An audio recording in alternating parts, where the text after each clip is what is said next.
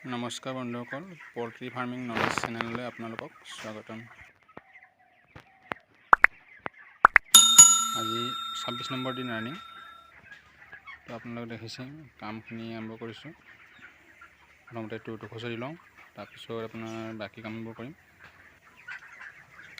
বন্ধুসকল তেনেদৰে কৰিব লাগে ৰেগুলাৰ। টুৰটো খুচৰিছোঁ।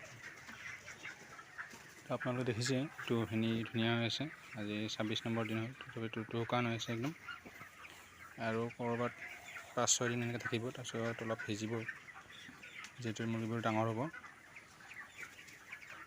ধুনীয়া শুকান হৈ আছে। এনেকুৱা থাকিলেতো কথাই নাই, টেনশ্যন বহুত কম।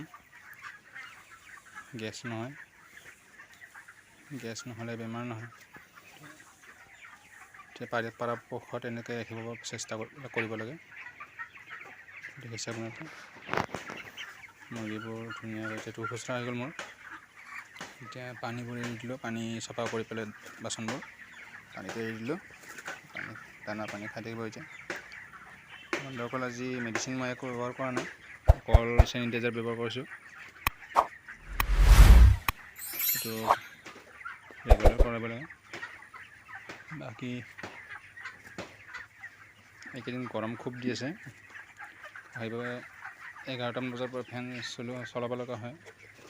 আৰু এই বাচনটো দেখিছে আপোনালোকে, বাচনটো দানাবোৰ যেতিয়া ডাঙৰ দানা আহে, বাচনটো অলপ এই ঘাটটোৰ তলত নমাই দিব লাগে, যাতে দানাবোৰ বেছিকৈ ওলাই নাহে।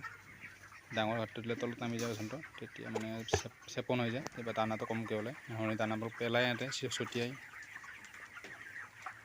তেনেদৰে কৰিব লাগে। আৰু বন্ধুসকল এই আজি ফেন ৰেগুলাৰ এইকেইদিন দি আছোঁ ফেন মাজে মাজে, এনি টাইম নহয়। ক'ত 1 ঘণ্টা 2 ঘণ্টা চলে আৰু মাজতে ৰেষ্ট দিব লাগে, নহ'লে বেছি ফেন দি থাকিলেও দিগদাৰ। লাইনৰ বিলো আহিব আপোনাৰ, আৰু এইফালে সিহঁতক পিছত লাইন নাথাকিলে থাকিব দিগদাৰ পাব। দেখিছে বন্ধুসকল এই মুৰ্গীবোৰ কেনেদৰে এক চাইডত গুচি গৈছে, মানে অলপ ৰ'দ পৰিছে একফালে, সেইকাৰণে একফালে গুচি গৈছে।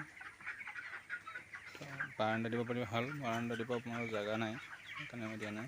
যদি বাৰান্দা দিব পাৰিলে সেইটো সমানে থাকিলে হয়, ৰ'দটো নপৰে গাত তেতিয়া। তো বন্ধুসকল ধন্যবাদ ভিডিঅ'টো শেষলৈকে চোৱাৰ বাবে।